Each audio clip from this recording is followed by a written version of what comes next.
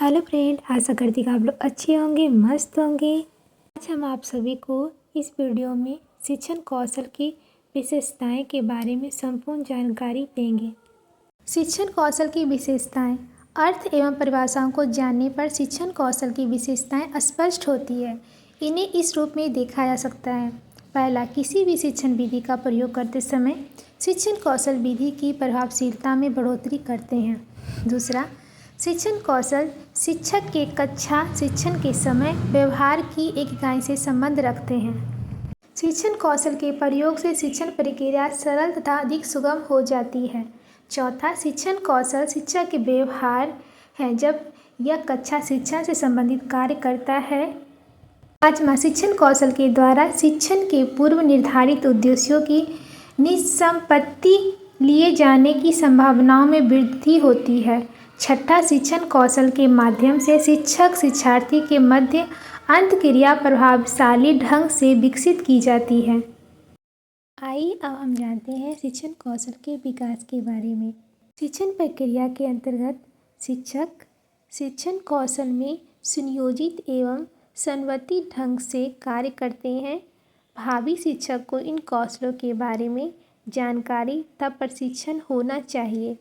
इस दिशा में प्रथम कदम के रूप में इनकी पहचान रखनी आवश्यक है। इसलिए विभिन्न शिक्षण कौशल का विश्लेषण करने का प्रयास किया जाना चाहिए, जो कि शिक्षण प्रक्रिया को प्रभावी बनाने हेतु प्रयुक्त होते हैं।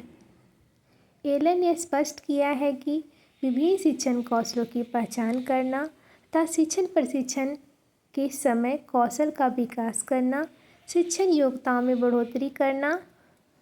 फ्लेयर्स ने अंतःक्रिया विश्लेषण के आधार पर इन्हें विश्लेषित किया है। ये कौशल विभिन्न विषयों के अनुसार भिन्न भिन्न होते हैं या अपनाए जाते हैं। एलन तथा रायन ने 1969 में सर्वप्रथम इन सब विषयों के शिक्षण कौशलों की पहचान की। इन्होंने अमेरिका के स्टैनफोर्ड विश्वविद्यालय में शिक्षण प्रक्रिया के संबंध में 13 कौशलों का विवरण दिया है।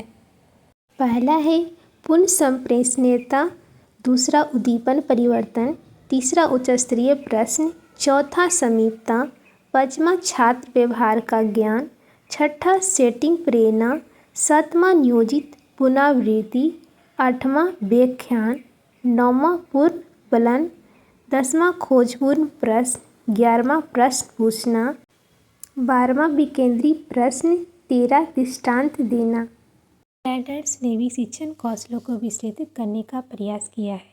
इस निर्मित उन्होंने कक्षा शिक्षण कार्य को 2 भागों में व्यक्त किया है। पहला सुनना, दूसरा कथन। तत्पश्चात कक्षा शिक्षण में की जाने वाली इन दोनों क्रियाओं के आधार पर 4 प्रकार के शिक्षण कौशलों को सामने लाया गया है। पहला, शिक्षार्थी प्रारंभ कौशल। जब शिक्षक द्वारा शिक्षार्थी की शिक्षण में सहभागिता बढ़ाने के लिए उन्हें प्रोत्साहित किया जाता है, तब इस कौशल का प्रयोग किया जाता है। दूसरा, अनुक्रिया कौशल। जब शिक्षार्थी के कथन की समाप्ति पर शिक्षक कोई अनुक्रिया करना चाहता है, तब इन कौशल का प्रयोग किया जाता है। तीसरा, शिक्षार्थी अनुक्रिया कौशल। जब शिक्षक शिक्षार्थी के द्वारा रखे गए विचारों का विस्तार करता है, तब इस कौशल का प्रयत्न करता है, या जब कथन के आधार पर शिक्षक क्रियाओं को दिशा देना चाहता है, तब इस हेतु किए गए प्रयासों में प्रयुक्त कौशल शिक्षार्थी अनुक्रिया कौशल के अंतर्गत आते हैं। चौथा, प्रारंभ कौशल। जब शिक्षक अपनी ओर से किसी को प्रारंभ करता है, तब इस कौशल का प्रयोग किया जाता है।